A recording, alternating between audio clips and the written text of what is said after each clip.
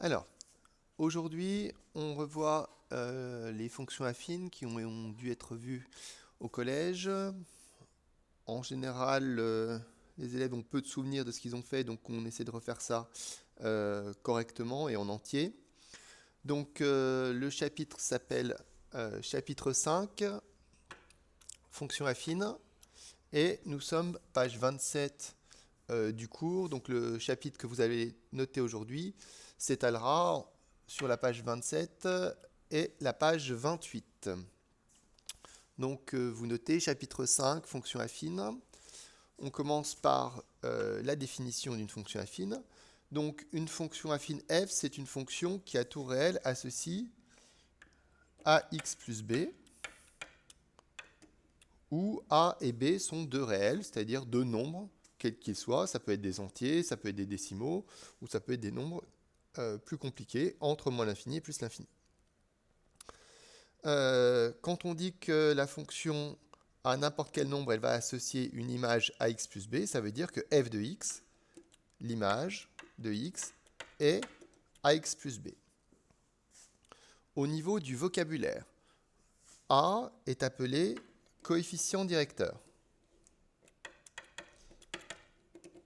C'est très important de connaître ce vocabulaire, d'autant que ce nombre-là, coefficient directeur, va beaucoup nous servir sur un certain nombre de notions dans le cours de seconde. B est appelé ordonnée à l'origine.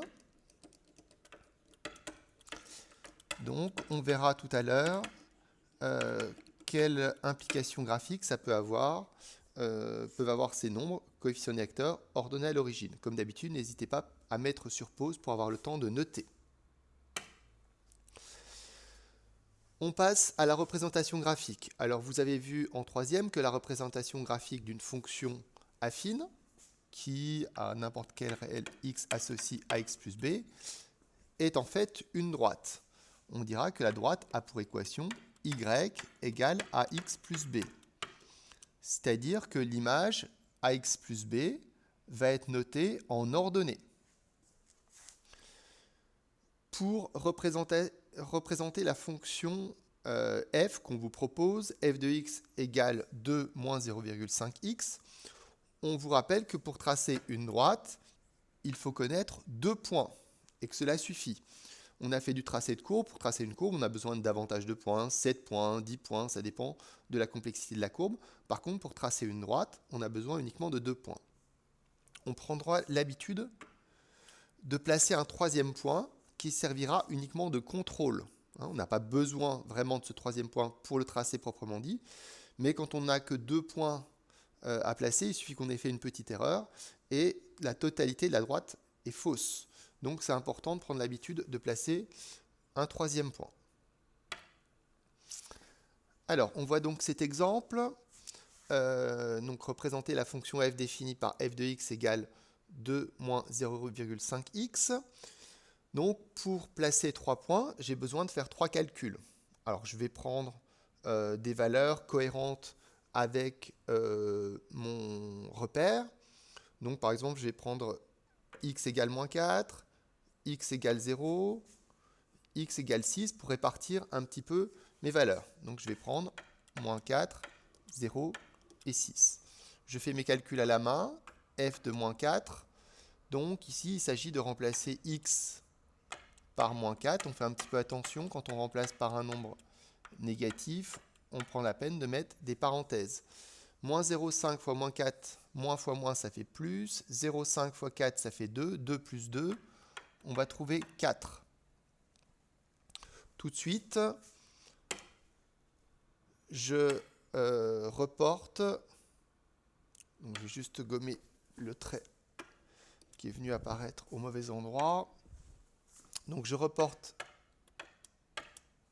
la valeur 4. Donc on a dit que l'image de moins 4, c'est 4. Je le reporte dans mon tableau. On procède de la même manière pour calculer l'image de 0, l'image de 6. Je vous laisse mettre sur pause et puis ensuite on corrige. Voilà, donc on procède à la correction. 2 moins 0,5 fois 0. 0,5 fois 0, ça fait 0. 2 moins 0, ça nous donne 2. 2 moins 0,5 fois 6. Comme pour les cas précédents, on commence par la multiplication. Moins 0,5 fois 6, ça va être négatif. 0,5 fois 6, ça fait 3. Donc, moins 3. 2 moins 3, ça nous donne moins 1. Donc, je note ce que j'ai trouvé. L'image de 0, c'est 2. L'image de 6, c'est moins 1. On a déjà fait pas mal de représentations graphiques, de fonctions. Donc, on sait qu'il faut à chaque fois faire un tableau de valeurs. Et une fois qu'on a fait le tableau de valeurs, on place des points. Donc, je vais placer les points qu'on a trouvés. Donc, on a un premier point de coordonnées moins 4, 4. Un deuxième point de coordonnées 0, 2. On fait attention, 0 c'est l'abscisse, 2 c'est l'ordonnée. Et un troisième point qui est 6, moins 1. Comme on sait qu'on est en train de tracer une fonction, de représenter graphiquement une fonction affine, on sait par avance que on doit trouver une droite. Donc si vos points ne sont pas alignés, c'est qu'il y a une erreur. Ce que je vous conseille quand vous trouvez des points non alignés, plutôt que de refaire vos calculs, souvent vous ne trouvez pas où se trouve votre erreur, c'est de placer un quatrième point. D'accord? Et donc, en plaçant un quatrième point, vous allez détecter quel point parmi ceux que vous avez déjà placés est faux. Alors, ici, on procède donc au tracé de la droite. Donc, je trace cette droite. Alors, on va aller au-delà des points qui sont placés pour tracer la droite. On trace bien sûr à la règle puisque on sait que les points sont alignés et que la représentation graphique est une droite. Je poursuis, n'hésitez pas à mettre sur pause. J'ai juste oublié une chose. On va quand même noter qu'il s'agit ici de la fonction f, puisqu'on va tracer d'autres fonctions dans ce repère. Alors, maintenant, on voit certains cas particuliers des fonctions affines. Donc, je rappelle, ne le notez pas, c'est écrit au-dessus, une fonction affine quand f de x est de la forme ax plus b. Donc, on va se placer dans le cas où a est égal à 0. Quand a est égal à 0, ce que vous avez ici, n'écrivez pas cette partie-là, 0x plus b. 0 fois x, ça fait 0. La seule chose qui va vous rester, c'est b. Donc ici, f de x est simplement égal à b. Donc j'efface ce qui est en trop, qui était juste là pour l'explication. Quand je dis f de x égale b, souvent les élèves ont du mal à se représenter ce que ça veut dire. Imaginez f de x égale 2 et f de x égale 3. Ici, on a l'exemple qu'on va faire dans un instant. g de x égale moins 3. Donc, tiens, commençons par faire l'exemple. G de x égale moins 3. Je vais essayer de calculer les images. Alors, je vais prendre l'image de 0. Je lis ce qui est écrit sans rien inventer. G de 0 est égal à, et je lis ce qui est écrit. G de 0 est égal à moins 3. Je vais maintenant calculer l'image de moins 4. G de moins 4 égale moins 3. G de 6 égale moins 3. Donc, quel que soit le nombre x que je choisis, l'image sera toujours égale à moins 3. Une telle fonction est appelée fonction constante. Elle ne varie pas, l'image est toujours égale à moins 3.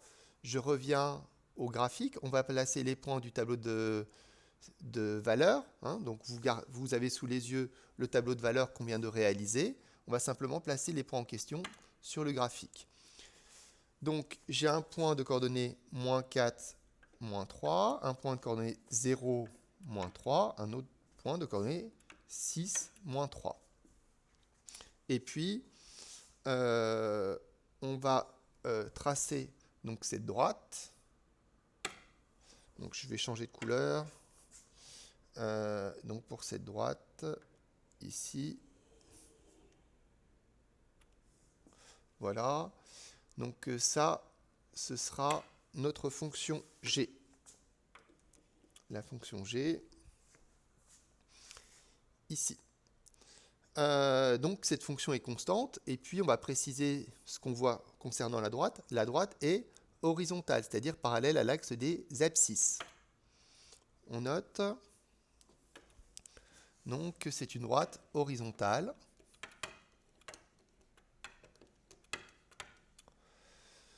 Donc je note horizontale pour faire simple dans le cours. La formulation mathématique correcte est parallèle à l'axe des abscisses.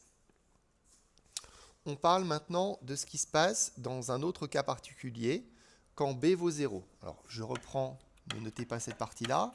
F de x égale ax plus b. Imaginons que b soit égal à 0. Il va vous rester simplement ax. Par exemple, h de x égale moins 2x. Alors, si on prend notre exemple, h de x égale moins 2x. Alors, je vais prendre des valeurs de x pas trop grandes parce que comme on va multiplier par moins 2, il ne faudrait pas que ce soit trop grand. Je vais prendre moins 1, par exemple, 0 et 2. Donc, h de moins 1, ça fait moins 2 fois moins 1.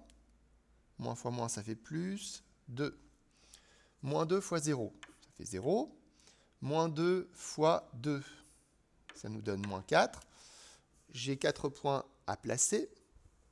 J'ai 3 points à placer, pardon. Je vais donc aller placer ces 3 points. Donc pour la fonction h, je prends une autre couleur. Donc j'avais moins 1, 2. Qu'est-ce que j'ai pris comme point? Ah, mais c'est pas très malin ce que j'ai pris. Ça va pas aller dans mon repère. Je vais changer. Je vais faire le contraire. Désolé. Donc ici, je vais prendre moins 2. Donc l'image de moins 2. Moins 2 fois moins 2, ça fait 4. Et 1, moins 2 fois 1, ça fait moins 2. Donc je reprends. Ici, je vais placer l'image de moins 1. L'image de moins 2, pardon. On a dit qu'on avait trouvé 4. L'image de 0, on a trouvé 0. Et l'image de 1, on a trouvé moins 2. Je vais tracer donc la droite. Je constate que mes points sont bien alignés, comme on s'y attendait.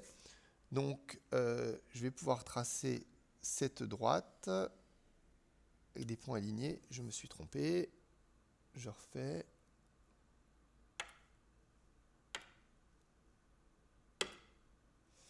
Donc, essayer de l'effacer proprement, parce qu'il ne peut pas revenir en arrière. Attendez, peut-être faire comme ça.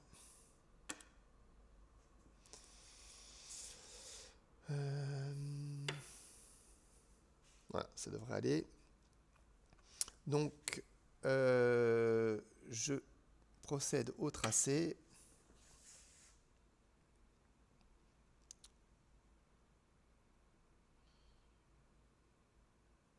Donc, je vais tracer comme ceci. Hop. Il faudrait juste un petit peu prolonger de l'autre côté.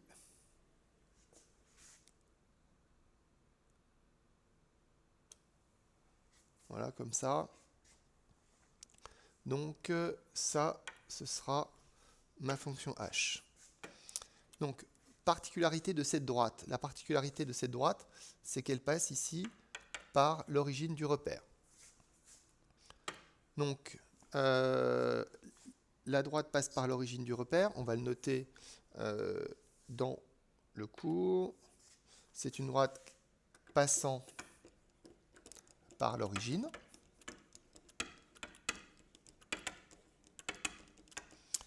Et puis, la fonction, ce genre de fonction, porte un nom, s'appelle une fonction linéaire. Donc n'hésitez pas à mettre sur pause, je vous laisse le temps de noter ça. Moi je passe à la suite. Donc, en dehors du tracé et des cas particuliers, vous devez connaître certaines choses concernant le sens de variation, ce qui va avoir beaucoup d'importance après. Pour l'instant, c'est une simple connaissance, ça ne pose aucune difficulté. Par contre, c'est une propriété à très bien connaître. A, je rappelle, ça s'appelle le coefficient directeur, c'est-à-dire qu'il donne la direction. Quand A est positif, la fonction f est croissante. Quand A est négatif, la fonction f est décroissante. Et quand A vaut 0, on vient de le voir, la fonction f est constante. Donc voilà, le cours se termine là. Vous avez dû copier ça en vous étalant sur les pages 27 et 28 du cours. On s'arrête là pour aujourd'hui.